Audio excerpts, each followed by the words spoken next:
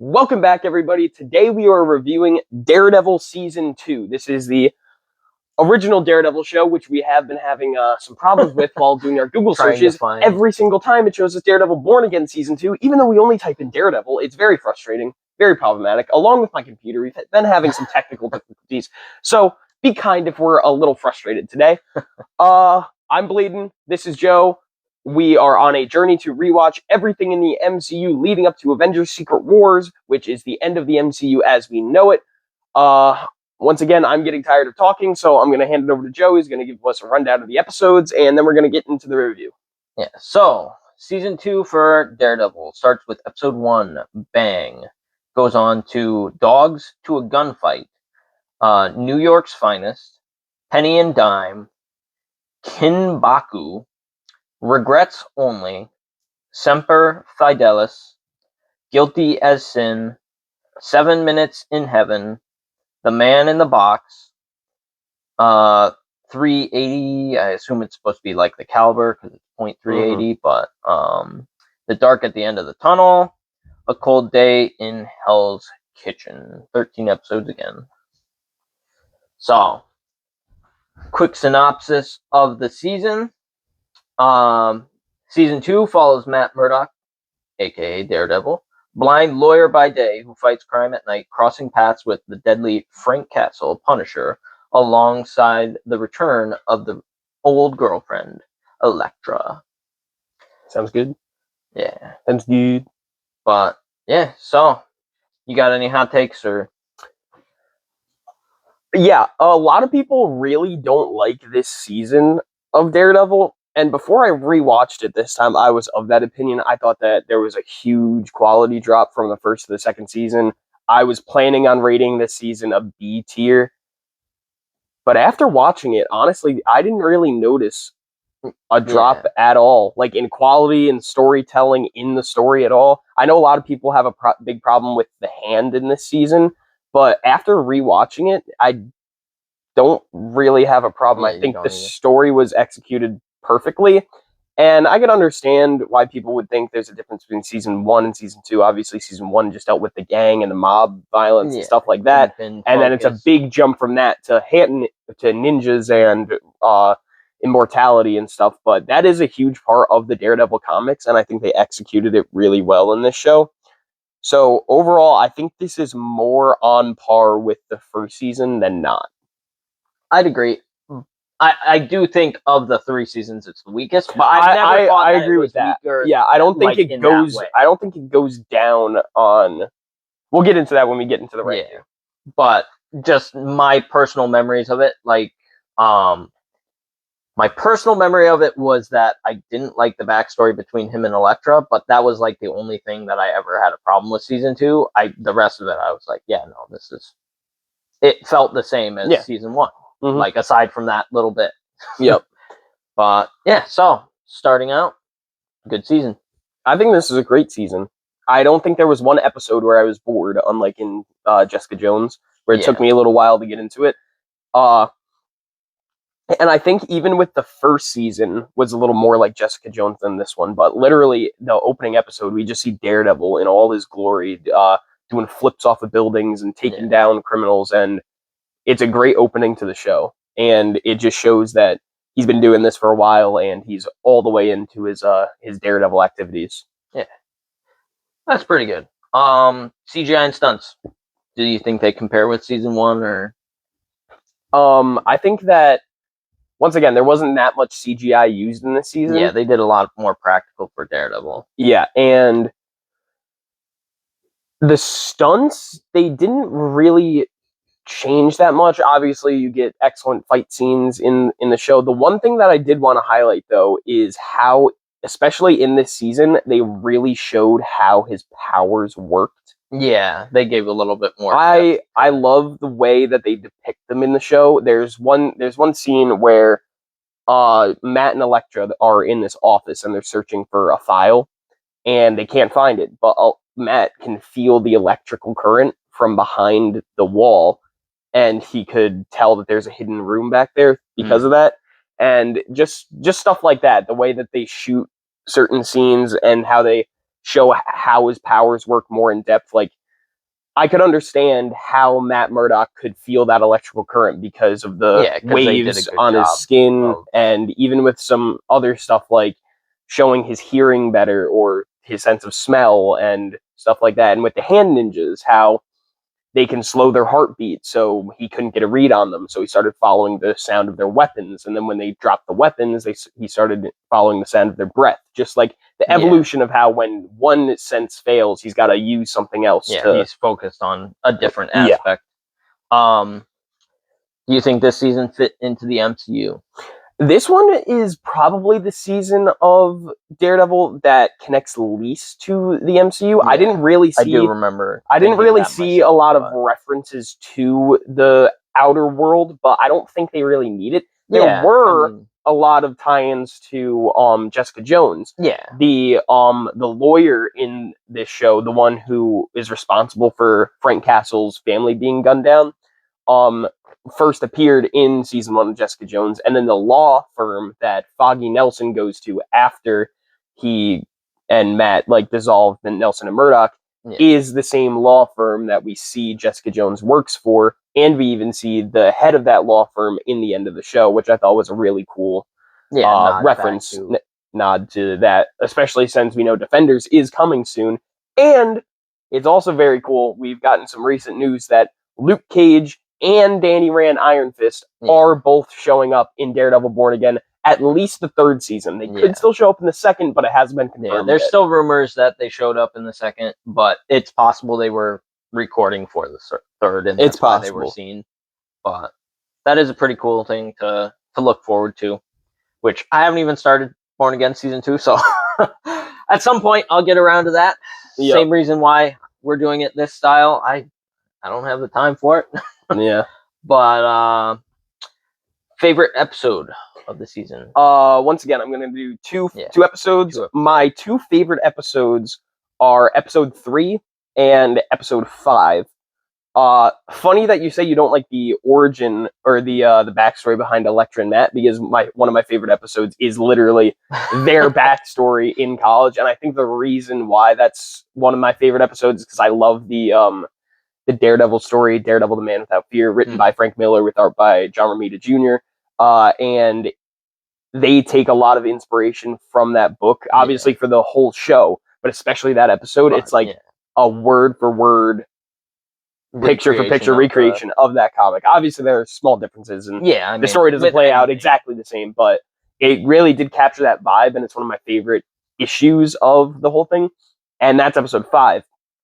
Episode 3 is the episode where Frank and Matt are on the roof. Where Daredevil is chained to the roof, and I think I found a fight that dethrones the hallway fight from Daredevil season 1, and it's the hallway fight where Matt Murdock is making his way down the staircase of the building, where he's got the gun taped to his hand and he's got the chain. I don't even remember that fight. I'm gonna have to show it to you, but it's another one shot, but it's so good because it's not only him going through the hallway, he's going down the staircase. And it just looks so good. The fire escape stairs. Again, it's been years since I've watched Daredevil, unfortunately for me. But any favorite characters this season? I mean, obviously Daredevil. I don't think Elektra makes it to my favorite characters. Elektra and Matt are one of my favorite dynamics, but not one of my favorite characters. This season really developed Stick as well as one of the coolest characters in the show, showing some of his backstory with Elektra. Obviously, Foggy and Karen, great characters.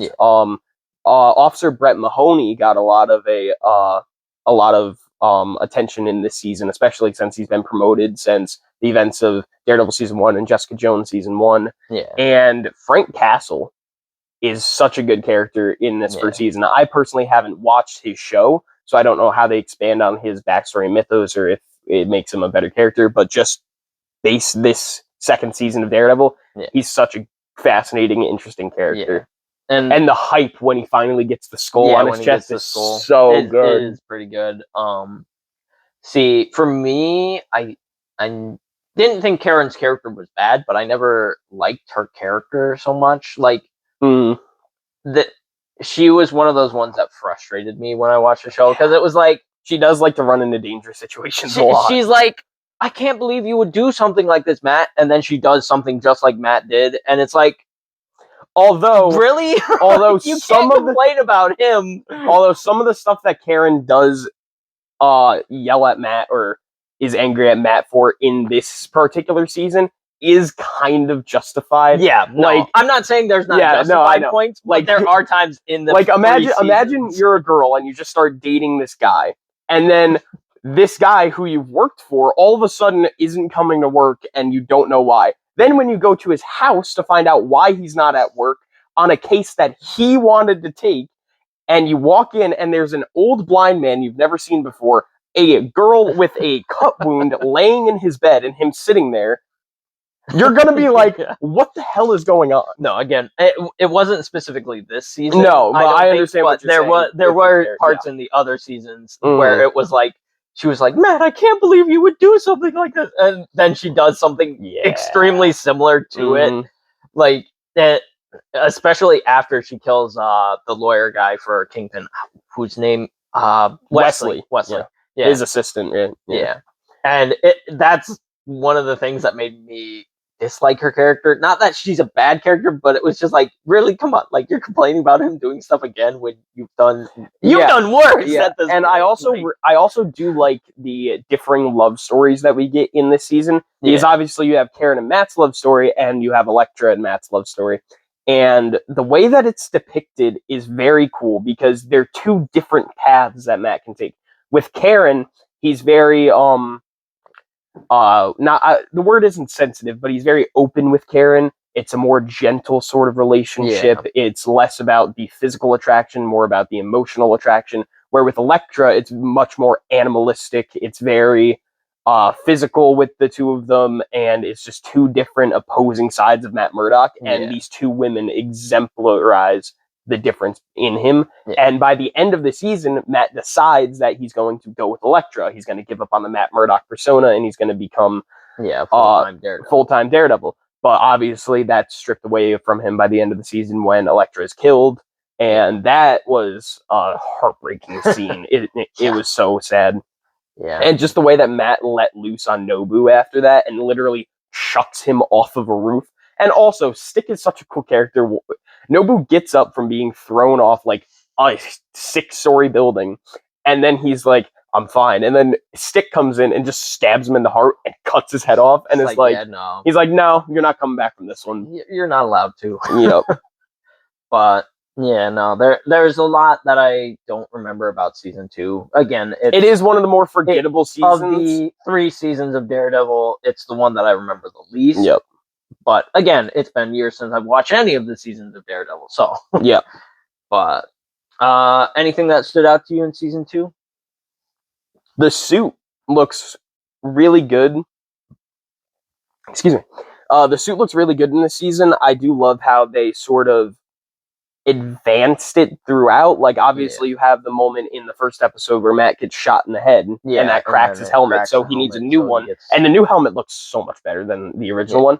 But I also looked at some old comic book imagery, particularly the first appearance of the red suit, and I noticed a lot of parallels to what they were trying to do with this suit and the season 2 Born Again suit, where with the original Daredevil look, he had sort of the Batman 60s show where he has the black around the front and then the rest of the helmet's red, which they get rid of in the new with the new helmet. But the original one, that's what it looks like. Yeah, it's got darker colors. Yeah, and what I noticed with the Daredevil Born Again season 2 suit, I always thought they were going for more of a Shadowlands look, but I did notice that the original does look very similar. The original red suit from the first appearance of it does look very similar to that, where it's most of the suit is black. Yeah. But it has some red highlights on it, and the double D's are pronounced with the red. Yeah. I feel like they were going for more of that look, especially since it's like spray painted on. You do have some red accent in there. Yeah. And I feel like that's what they were going for more than a Shadowlands look.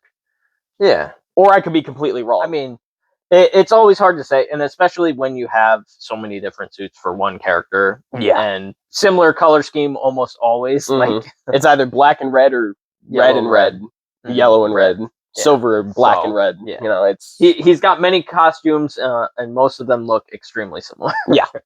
But does Elektra get a similar comic book outfit in season 2, or is that she does? So at the beginning of the season, she's wearing just her regular cloth outfit. Yeah. But towards the end of the season, before the final battle, Matt takes Elektra to Melvin Potter, who obviously made his suit, and I think what the context is it was Betsy's. Betsy is Melvin Potter's wife. The suit was made for her to keep her safe out when she's walking through the streets, but I think it was slightly tweaked and modeled to so fit she could actually Elektra. And it is a different sort of suit than her comics. It's mostly black with red accents, sort of like how Daredevil's is. So it's a cool suit, but it's definitely not comic accurate. I think Defenders has her in a more comic accurate suit. And if I remember correctly, in the flashback, her first appearance in the flashback, she's wearing a red dress. The red dress, which looks not the same, but like more similar to. And then when they go on that undercover mission, where they're at this huge fancy party, she is also wearing another red dress, very similar to her comic costume. Yeah. So I do remember a little bit. You remember a little bit more than I was thinking I remember. But yeah, anything else that stood out? No, I don't. I can't think of anything else. Okay, then what would you rank this season? Like I said earlier, I don't think there's a big quality dip. There is a bit, but not too much. Yeah, it's not. I would still put this in S tier, but definitely below. I think it's currently sitting at the bottom of S tier. We've got 3 seasons reviewed so far. Yeah, so we have Jessica Jones, and then Daredevil season 1 and 2 is an S. And if we're including the movies, it would be below Captain America: The First Avenger. And again, if we do a combined list, it'll have to be discussion. And that's why I didn't want to do a combined list, is because I'm not rewatching the shows. Yeah. You are. Yeah. That's why we're for your own personal, you can put it wherever you want in the movie tier list, but that's why I do have separate lists, but I just show both. Yeah. I mean, I guess if you put one on one side, one on the other, something like that. Well, I just have it show this, and then when that's done, it just shows the other one. I think, that works. But any other thoughts? I did want to comment on how well they set up the events of season 3 in this show, because we don't really see Kingpin a lot in season 2. He's mostly just in prison, which I do like. I like how we get a break, because he gave such a great performance in season 1 that I'm glad we get a bit of a break before we go into season 3, where he's the main villain again. Yeah. And I think that's what they're going to do with Daredevil Born Again season 2, is they're going to end Kingpin's story and then introduce new villains after that. Because Daredevil does have such an expansive rogue gallery, just like every comics character, and it would be nice to see other villains other than Kingpin and the Hand. Yeah, which is the main ones we've had for 5 seasons now. Season 1, it's Kingpin. Season 2, it's the Hand. Season 3, it's Kingpin. And season 4, Daredevil Born Again, is Kingpin. And the Defenders. And the Defenders is the Hand. So, and now I guess we're getting season 2 is Kingpin again. Yeah, for Born Again. For Born Again, and potentially the Hand will show up, because they are showing up in Brand New Day. They're showing up in Brand New Day. It would make sense for them to somehow show up in. I think what they might do is they'll set up the Hand showing up in Brand New Day in Born Again season 2, and then Brand New Day will set up the Hand in Born Again season 3.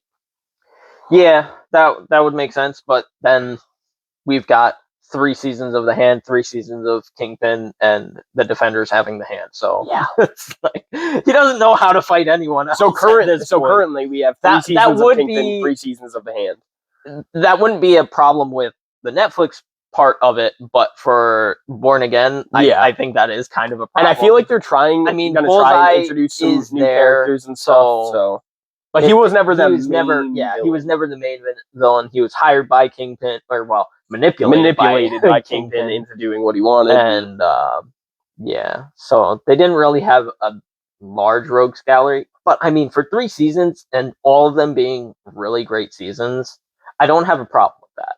Yeah, me neither. But yeah, so that's it. I guess. Are there any other questions you have for me about the season? Any thoughts I had on it? I mean, I do kind of want to keep a list of how much Claire is in the show, just because I know some people like her character, and I don't hate her character. I like her being the connecting factor between the 4 different shows. But I think she does get more screen time than anyone else, simply because she is in every single. Well, she does get a very compelling arc in this season. So we see her in season 1. She's introduced in season 1 of Daredevil. Yeah. And she sort of patches him up until his first fight with Nobu, where she's like, I can't do this anymore. Then we see her in the last episode of Jessica Jones season 1, and we see her only in a couple episodes of season 2. Yeah. And that's where they find the kids who are being drained by the hand, and we get that whole fight in the hospital, and then we see Karen, after the hospital tries to cover everything up and be like, nothing happened here. Did I say Karen? Yeah, you did say Karen. Oh, I meant Claire. Claire quits working at the hospital because she won't cover it up. She's not going to cover it up. And that's, I think, the last we see of her in this season. But I don't think she shows up in season 3. I think you're right. I think season 3 is the only Netflix season she doesn't show up. I don't think she would show up in The Punisher either. But I haven't seen The Punisher. I think she does show up in the first season. I don't remember the second season enough to say. Well, I think she's there. I know she's there in Luke episode. Cage. I think she's 1 episode in The Punisher, the first season. But I know she's be wrong. I know she's in Luke Cage. I don't know where she would fit in Claire Iron counter. Yeah, I don't know where she would fit in Iron Fist. I don't know if she'd be in Iron Fist. She, if I remember correctly, knows Colleen. Colleen Wing, his love interest, and so she gets brought in that way. All right, if I remember correctly. We'll see when we but again, it's been years since I've watched those shows. So. Yep. But that's everything that we wanted to cover. Yeah, we'll start doing a Claire count. That'd be funny. All right, so thank you everybody for watching. This has been great. I love being able to rewatch these movies and shows that I have such passion for. I'm sure Joe feels the same way about me. And that's about you, about as me. And we just appreciate all of you for being here and watching this. It's just me and him nerding out in talking about stuff we like. So I mean, I'm glad some of you like watching, and I just appreciate everyone who's here. Yeah, we'll keep going as long as we enjoy it. Really, as long as you guys like it, keep watching, keep commenting. Speaking of, make sure to like, subscribe, comment, do all the things, and we will see you in the next video. Have a good one, guys.